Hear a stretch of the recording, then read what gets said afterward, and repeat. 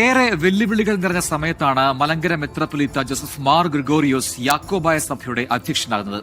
ശ്രേഷ്ഠ കാതോലിക്ക പദവിയിലേക്ക് ഉയർത്തപ്പെടുന്ന ജോസഫ് മാർ ഗ്രിഗോറിയോസ് മെത്രാപ്പൊലീത്ത പരിശുദ്ധ പരുമല തിരുമേനിയുടെ 4ാം തലമുറക്കാരനാണ്.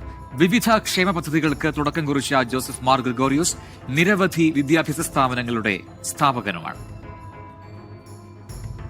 മുളന്തുരുത്തി പെരുമ്പള്ളി ശ്രാമ്പിക്കൽ പള്ളത്തിട്ടയിൽ വർഗീസിന്റെയും സാറാമ്മയുടെയും മകനായി 1960 നവംബർ 10 നിയുക്ത ശ്രേഷ്ഠ കാതോലിക്ക ബാവയുടെ ജനനം.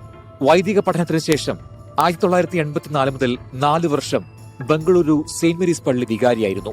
അമേരിക്കയിലും ഇംഗ്ലണ്ടിലും വിവിധ ദേവാലയങ്ങളിൽ വികാരിയായി സേവനമനുഷ്ഠിച്ചിട്ടുണ്ട്.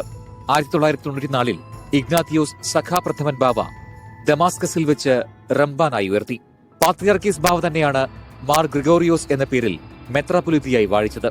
കഴിഞ്ഞ 30 വർഷമായി കൊച്ചി ഭദ്രാസന മെത്രാപ്പൊലീത്തയായ ജോസഫ് മാർ ഗ്രിഗോറിയോസ് 18 വർഷം സുന്നഹദോ സെക്രട്ടറിയായി പ്രവർത്തിച്ചിട്ടുണ്ട്. എക്യുമെനിക്കൽ വേദികളിൽ സഭയുടെ പ്രതിനിധി, Nilakkal ecumenical trustee, Gulf European ഭദ്രാസനങ്ങളുടെയും കൊല്ലം തുമ്പമൺ നിരണം തൃശൂർ മലബാർ ഭദ്രാസനങ്ങളുടെയും അങ്കമാലി ഭദ്രാസനത്തിൽ വിവിധ മേഖലകളുടെയും ചുമതലകൾ വഹിച്ചിട്ടുണ്ട്. ബസേലിയോസ് തോമസ് പ്രഥമൻ ബാവ സ്ഥാനമൊഴിഞ്ഞതിനെ തുടർന്ന് 2019 ഓഗസ്റ്റിൽ സഭയുടെ മെത്രാപ്പൊലീത്തൻ ട്രസ്റ്റിയായി തിരഞ്ഞെടുക്കപ്പെട്ടു. എറണാകുളം മഹാരാജാസ് കോളേജിൽ നിന്ന് സാമ്പത്തിക ശാസ്ത്രത്തിൽ ബിരുദവും അയർലൻഡിലെ സെയിന്റ് പാട്രിക് കോളേജിൽ നിന്ന് വേദശാസ്ത്രത്തിൽ ബിരുദവും ഡബ്ലിൻ യൂണിവേഴ്സിറ്റിയിൽ നിന്ന് എംഫിലും യുഎസിൽ നിന്ന് ക്ലിനിക്കൽ പാസ്റ്ററൽ ആൻഡ് കൌൺസിലിംഗിൽ ഡിപ്ലോമയും നേടിയിട്ടുണ്ട്.